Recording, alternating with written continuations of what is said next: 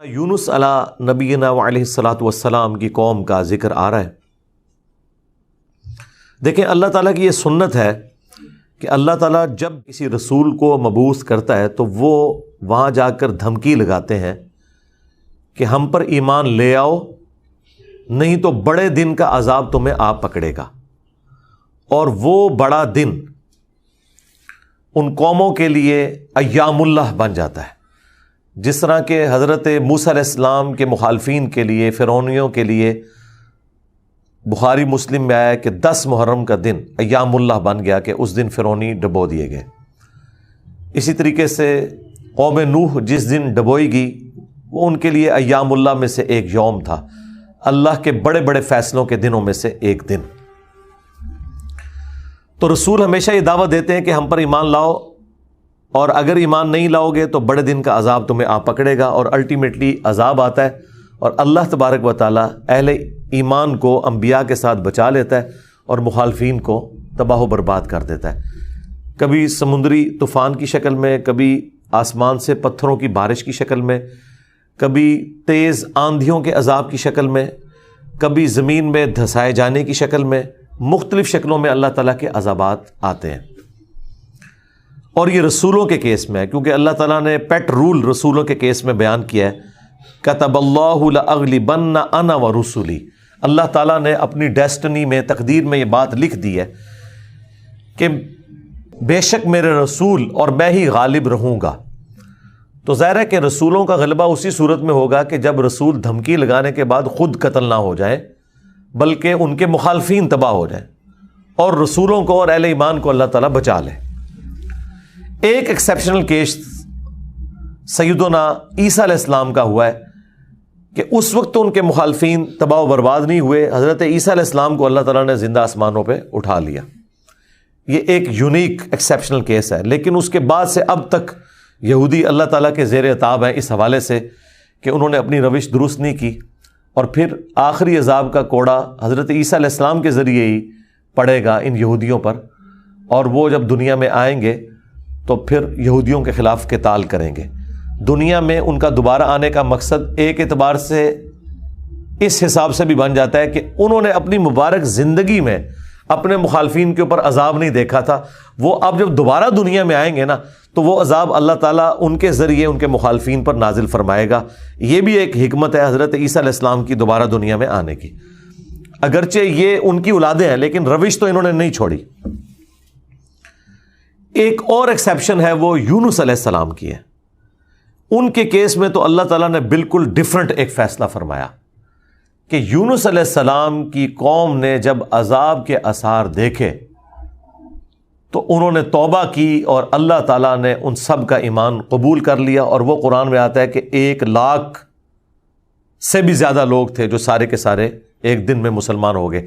یعنی یونس علیہ السلام کی سال ہر سال کی تبلیغ نے کوئی اثر نہیں دکھایا، جب عذاب کے آثار نظر آئے تو انہوں نے ایمان قبول کر لیا۔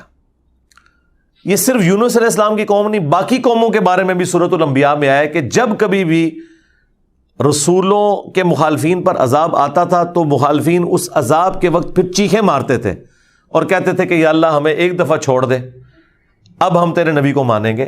سب سے بڑا خبیث فرعون، اس کے بارے میں قرآن میں سورہ یونس میں ہی ہم پڑھ چکے ہیں کہ اس نے بھی موت کے وقت کہا تھا کہ میں ایمان لاتا ہوں موسیٰ علیہ السلام کے رب پر، بنو اسرائیل کے رب پر، اور پھر اللہ تعالیٰ نے جواب میں فرمایا آن، اس وقت اب ایمان لے کر آیا، اس وقت ایمان لانا تجھے کوئی فائدہ نہیں دے گا۔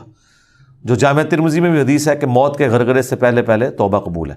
یہ جو موت کا غرغرہ ہے نا، یہ امتوں کے کیسز میں عذاب کے آثار کا سامنے نظر آنا ہے۔ وہ پوری قوم کے لیے موت کے غرغرے کا وقت ہے، اگرچہ وہ ان پہ نظر نہیں آئی ہے، لیکن وہ اللہ کا فیصلہ ہو چکا ہے، وہ اب انہوں نے کنفرم مرنا ہی مرنا ہے۔ وہ آثار جب نظر آنا شروع ہوئے تو باقی قومیں بھی آہو بکا کرتی تھیں، اس قوم نے بھی آہو بکا کیا، اور اللہ تعالیٰ نے ان کے کیس میں وہ سن لیا اور انہیں بچا لیا۔ اور جب یونس علیہ السلام واپس آئے وہ تو دنگ رہ گئے کہ یہ کیا ہوا، میں تو انہیں عذاب کا وعدہ دے کے گیا تھا، یہ سارے کے سارے زندہ سلامت ہیں۔ اور اس سے بڑھ کر ان کو حیرانگی یہ ہوئی کہ وہ سب کے سب لوگ ایمان بھی لے آئے۔ تو اب حضرت یونس علیہ السلام کو وہ غم تو بھول گیا کہ میرا دیا ہوا وعدہ پورا نہیں ہوا. ظاہر ہے ایک امبیرسمنٹ تو تھی کہ آپ قوم کو کہہ کے یہ نکلے ہیں کہ اب تم پہ عذاب آئے گا, اور عذاب نہیں آیا. تو امبیرسمنٹ تو حضرت یونس علیہ السلام نے فیل کی, لیکن اس کی کمپنسیشن اللہ نے اس حوالے سے کر دی کہ جو ان کا مقصد ہے وہ پورا ہو گیا کہ لوگ ایمان لے آئے. آپ سورۃ الاعراف میں, سورہ ہود میں بھی دیکھیں گے کہ جب کبھی قوموں پر عذاب آتا ہے تو اینڈ پہ وہ قوم کا پیغمبر عذاب دیکھنے کے بعد اپنی قوم سے مخاطب ہو کے کہتا ہے کہ میری قوم, میں نے تو بڑی کوشش کی تھی کہ تمہیں اس عذاب سے بچا لیتا, لیکن تم خود گمراہی پر تلے ہوئے تھے. تو عذاب کے بعد بھی قوموں کا درد پیغمبروں کے سینے میں رہتا ہے, ایک نیچرل چیز ہے. رقیق القلب ہوتے ہیں نا جو پیغمبر ہوتے ہیں. تو یہاں پر جب انہوں نے دیکھا سب ایمان لے ہیں تو ظاہر ہے کہ وہ ایک ہیپی اینڈنگ ہوئی ہے. کیا ڈراپ سین ہوا ہے. میں کبھی بعض اوقات یہ جب حضرت یونس علیہ السلام کی قوم کا واقعہ قرآن میں پڑھتا ہوں نا, تو میں بڑی خواہش کرتا ہوں کہ میں جنت میں جا کے یہ منظر دیکھوں کہ وقت کا پیغمبر عذاب کی وعید سنا کے گیا ہے اور لوگ چیخو پکار کر رہے ہیں, اور ایسا یونیک کیس ہو گیا, سمجھ لیں مردے ہی زندہ ہو گئے, کہ اللہ تعالیٰ ان کی چیخو پکار سن کے ان کی توبہ بھی قبول کر لیتا ہے. اور پھر یونس علیہ السلام جب واپس آتے ہیں ان کی حیرانگی کیا ہوگی. ٹھیک ہے, کیا ڈراپ سین ہوگا. میں کہتا ہوں جی اس طرح کی کوئی ٹریجک فلم نہیں ہو سکتی جو یونس علیہ السلام اور ان کی قوم کی ہے. اور وہ کیوں ہوا؟ صرف یونس علیہ السلام سے ایک اجتہادی خطا ہوئی. ہم اسے گناہ نہیں کہتے, وہ خطا ہے. انبیاء خطا کرتے ہیں, لیکن چونکہ وہ اپنی خطا پر قائم نہیں رہتے اور وہ گناہ کے زمرے میں بھی نہیں ہے, غلطی ہے بحیثیت انسان. انسان غلطیوں سے پاک اگر ہم پیغمبروں کو کہتے ہیں تو یہ پاک وہ والا نہیں ہے جس طرح اللہ پاک ہے. آپ سبحان کا لفظ صرف اللہ کے ساتھ بولتے ہیں, کوئی پیغمبر بھی سبحان نہیں ہے. پرفیکٹ صرف اللہ ہے. دیکھیں انسان تو ہے ہی امپرفیکٹ. جب ہم نیند کے محتاج, کھانے پینے کے محتاج, اس کے بعد ٹوائلٹ کے محتاج, اور سب سے بڑھ کر اپنی زندگی کے لیے اپنے رب کے محتاج, تو انسان تو پرفیکٹ ہے ہی نہیں ہے. پرفیکٹ صرف اللہ ہے جو کسی کا محتاج نہیں ہے. غلطیوں سے پاک صرف اللہ ہے, باقی غلطی تو کسی سے ہو سکتی ہے. لیکن پیغمبر کو ہم جو کہتے ہیں نا کہ پیغمبر غلطیوں سے معصوم ہے, عصمت انبیاء کا عقیدہ, اس کا مطلب یہ ہے کہ وہ گناہ نہیں کرتے. خطا بہرحال ان سے ہو جاتی ہے, اور خطا جب ہوتی ہے تو اللہ تعالیٰ ان کی ریمیڈی فرماتا ہے, ان کی اصلاح کرتا ہے. وہ اپنی خطا پر قائم نہیں رہتے, رجوع کر لیتے ہیں, اور جب رجوع کرتے ہیں تو امت کے لیے وہ رول ماڈل ہوتے ہیں. آج کی ڈیٹ میں رسول اللہ صلی اللہ علیہ وآلہ وسلم معصوم ہے کہ اگر زندگی میں کوئی اجتہادی خطا ان سے ہوئی تو اللہ تعالیٰ نے اس کی ریمیڈی فرما دی اور پھر اس غلطی کو معاف کر دیا. وہ گناہ نہیں تھا, یہ ذہن میں رکھیے گا, گناہ اور غلطی میں فرق ہے. یونس علیہ السلام سے جو آپ سمجھ لیں اجتہادی خطا, جسے ہم گناہ نہیں کہتے, وہ یہ ہوئی کہ جب مقررہ وقت کے اوپر قوم یونس ایمان نہیں لے کر آئی تو یونس علیہ السلام نے انہیں کہا کہ اب 3 دن بعد عذاب آ جائے گا, جو اللہ نے وعدہ کیا تھا کہ یہ ان کا سمجھ لیں ٹائم اینڈ ہو رہا ہے, اس ٹائم لائن کے بعد عذاب آنا ہے. لیکن ساتھ یہ ضروری تھا کہ اللہ تعالیٰ کی وحی کا انتظار کرنا ہے اس علاقے کو چھوڑنے سے پہلے. تمام انبیاء جب قوموں کو وحی سناتے ہیں نا تو پھر اللہ تعالیٰ کی وحی کی اجازت کے بعد اس علاقے کو چھوڑتے ہیں. نبی اسلام نے بھی ہجرت دیکھیں اینڈ پہ کی ہے, ایویں نہیں, مطلب آپ خود سے نہیں نکلے, اللہ تعالیٰ کی وحی کے ذریعے نکلے. قرآن میں سورۃ الانفال میں آیا تھا کہ یہ جب کافر کہتے تھے نا کہ ہم پر عذاب کیوں نہیں نازل ہوتا, ہم نبی کا انکار کر رہے ہیں, تو اللہ تعالیٰ نے فرمایا کہ جب تک اے نبی تم ان میں موجود ہو ہم ان کو عذاب نہیں دیں گے. اللہ کی سنت ہے کہ جب کبھی کسی قوم کو عذاب دینا ہوتا ہے نا تو اس قوم میں سے انبیاء اور اہل ایمان کو الگ کرتا ہے, پھر باقی کی قوم پر عذاب آتا ہے, اور وہ اللہ تعالیٰ نے نکالا اور غزوہ بدر میں لا کے ڈبویا ان کو. تو یونس علیہ السلام نے ازیوم کیا کہ ظاہر ہے کہ اس کے بعد عذاب تو آنا ہی ہے, لیکن ان کی شان اس سے بلند تھی کہ وہ وحی کا انتظار کیے بغیر نکل گئے. بس جب وہ نکلے, جس کشتی میں سوار ہوئے, وہ کشتی جو ہے وہ بھنور میں پھنس گئی, اور ان کی اپنی ایک نارمز چل رہی تھی کہ اگر کشتی بھنور میں پھنس جائے تو یہ اس چیز کی علامت ہے کہ کوئی غلام اپنے آقا کی اجازت کے بغیر بھاگ کر آ گیا. پھر وہ قرآن اندازی کرتے تھے، اور جس کے نام قرآن نکلتا تھا اس کو فدیے کے طور پر وہ سمندر میں ڈال دیتے تھے۔ پہلی دفعہ قرآن اندازی کی گئی، بیلٹنگ، تو حضرت یونس علیہ السلام کا نام نکلا۔ ان کا نہیں، یونس علیہ السلام تو اس طرح ہو ہی نہیں سکتا۔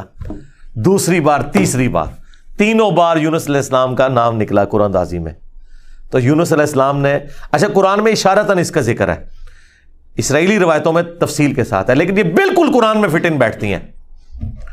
یعنی آپ کو یہ تو بتایا گیا کہ یونس السلام مچھلی کے پیٹ میں رہے، تو وہ مچھلی کے پیٹ میں پہنچے کیسے تھے؟ مچھلی کے پیٹ تک پہنچنے کے لیے تو آپ کو ابدوز چاہیے، نیچے ہے مچھلی، اتنی بڑی ویل مچھلی ہے، کوئی چھوٹی مچھلی کے پیٹ میں تو رہ نہیں سکتا بندہ۔ تو وہ حضرت یونس علیہ السلام کو انہوں نے سمندر میں پھینک دیا۔ یونس علیہ السلام نے خود ہی کہا، ان کو کلک کر گیا کہ یہ معاملہ میرے اینڈ پہ ہے۔ انہوں نے کہا بھائی مجھے پھینکو، تم، مجھے سمجھ آ گئی ہے، ظاہر فوراً کلک کر گیا کہ یہ معاملہ خراب میرے سے ہی ہو گیا۔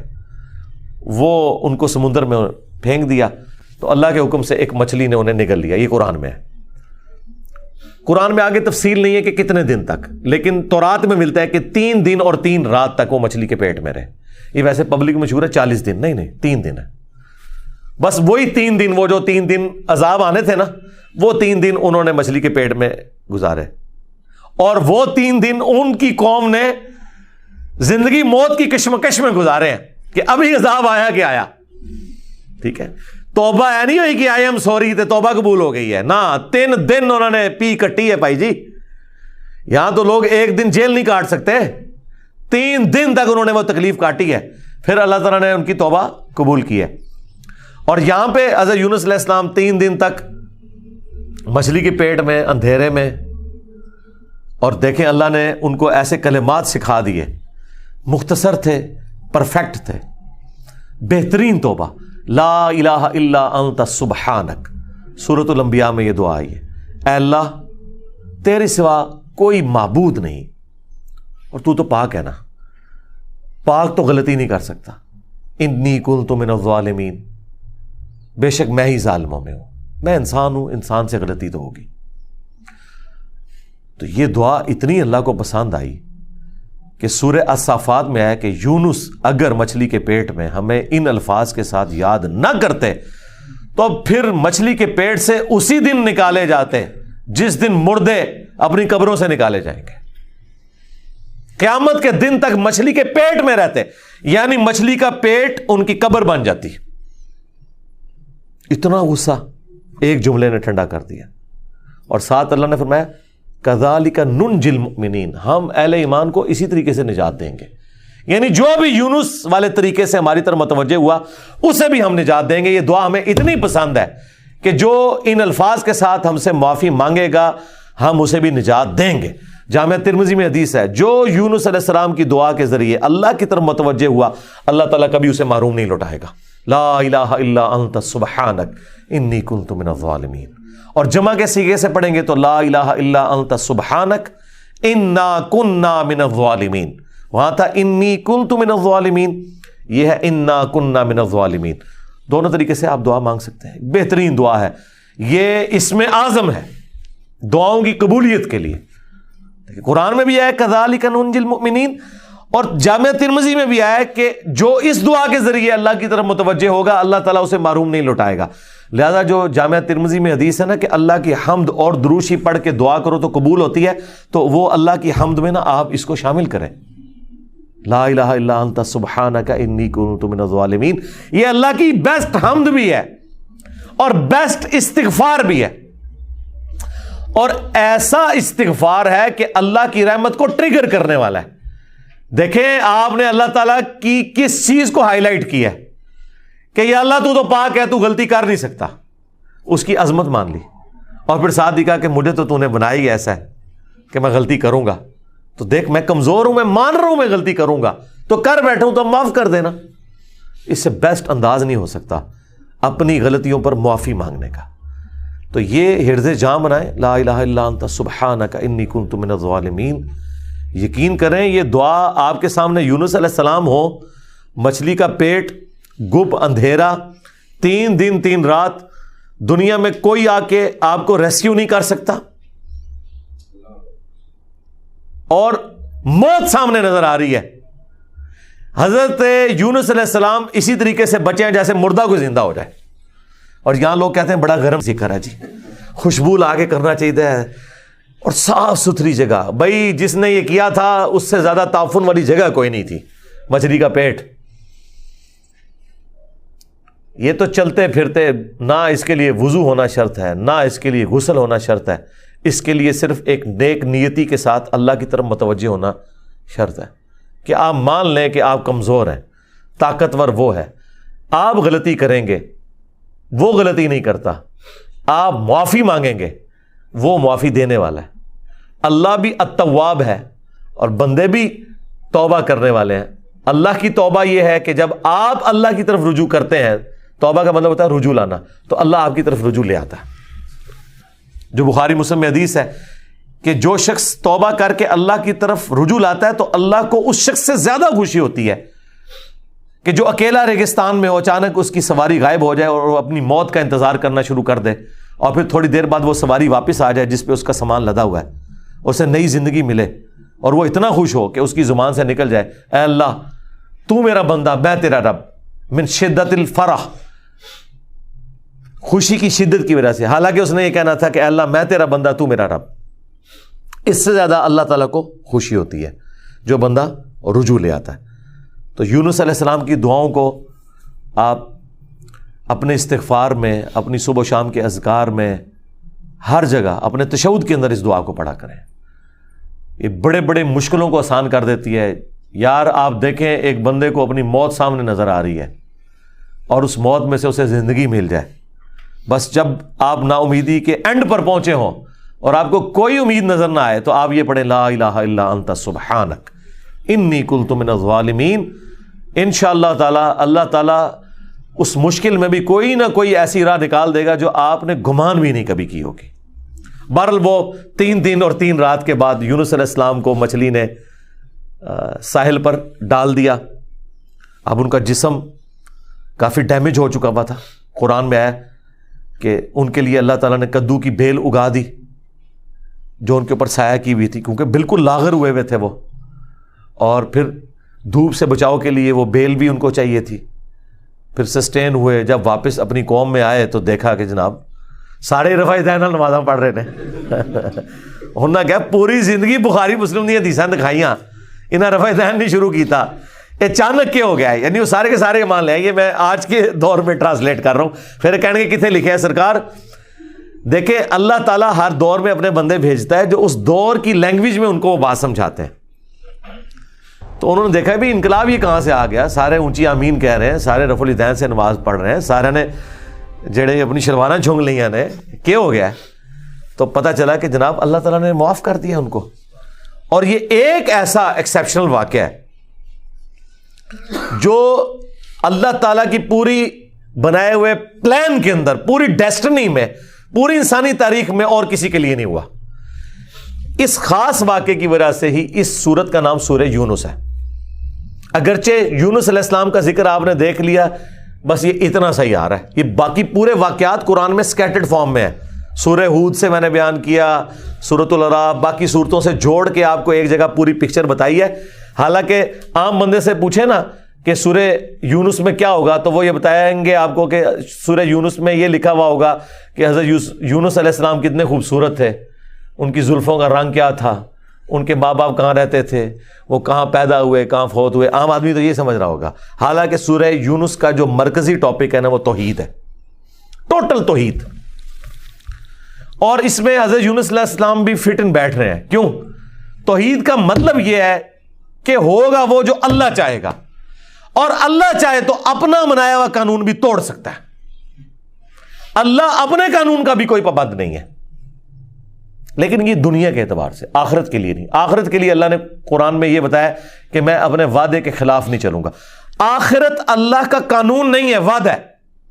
اور اگر اللہ وعدہ توڑتا ہے نا تو وہ اللہ نہیں رہتا, کیونکہ جو وعدہ پورا نہ کرے وہ جھوٹا ہوتا ہے, اور جھوٹ اللہ کی طرف منسوب نہیں. لیکن دنیا میں اللہ تعالیٰ اپنے بنائے ہوئے قوانین توڑ دیتا ہے. وہ اللہ کے کوئی وعدے نہیں ہے. اللہ کا قانون ہے کہ آگ جلائے گی, ابراہیم کو نہیں جلایا, تو اللہ تعالیٰ کو اس سے کوئی فرق نہیں پڑتا. یہ اللہ کا کوئی وعدہ نہیں تھا. چھری کاٹتی ہے، اسماعیل علیہ السلام کو نہیں کاٹا، یہ اللہ کا قانون ٹوٹا۔ سمندر میں انسان غرق ہو جاتا ہے، موسیٰ علیہ السلام کے لیے راستہ بن گیا، یہ اللہ کا قانون ٹوٹا معجزے کے طور پر۔ آخرت میں کوئی قانون نہیں ٹوٹے گا۔ جو مواہد دنیا سے گیا، اللہ کا تابع فرمان، پیغمبروں کا مطیع، پھر اس پہ تقدیر غالب نہیں آئے گی کہ نہیں جی اے تیری میں ایک گل سنبھال کے رکھی ہے لہذا تو زیرو نل ملٹیپلائی ہو گیا، نہیں، وہاں بھائی نیکیاں تولی جائیں گی، چاہے گناہوں کے پلڑے میں بڑے سے بڑا گناہ بھی آ گیا شرک کے سوا اور نیکیاں بھاری ہو گئی تو اللہ تعالیٰ کسی کو یہ کہے گا کہ بھی نہیں کہ بالکل دوتے اے زیرو زیرو ہی بچے ہیں، نہیں، بس یہ میرا وعدہ ہے کہ میں بچا لوں گا۔ بلکہ اللہ کی تو رحمت اس سے بھی زیادہ ہے، وہ تو اپنے پیغمبر کی شفاعت سے جن کے نیکیوں کے پلڑے ہلکے بھی ہو جائیں گے ان کی بھی کمپنسیشن فرما دے گا اگر وہ شرک نہ کرتے ہوئے، انشاءاللہ تعالی۔ ہمیں تو اللہ تعالیٰ بغیر حساب و کتاب کی جنت میں داخلہ عطا فرمائے، آمین، مع النبیین والصدیقین والشہداء والصالحین، آمین۔ بہرحال یونس علیہ السلام جب واپس آئے، انہوں نے یہ ساری بہاریں دیکھیں تو ظاہر ہے کہ خوشی خوشی انہوں نے اس کو ایکسیپٹ کیا اور اللہ تعالیٰ نے پھر اس کو قیامت تک کے لیے قرآن میں نقل کر دیا۔ اب یہ وہ الفاظ، اب یہ پورے واقعات آپ کے سامنے ہو تو اب آپ اس کا ٹیسٹ فیل کریں۔ اعوذ باللہ من الشیطان الرجیم، بسم اللہ الرحمن الرحیم، فلولا كانت قریۃ آمنت فنفعها ایمانها، پس کیوں ایسا نہ ہوا کہ کوئی بستی ایمان لائی ہو تو اس کو ایمان لانا نفع دے دیتا، یہ کبھی ہوا ہی نہیں ایسا۔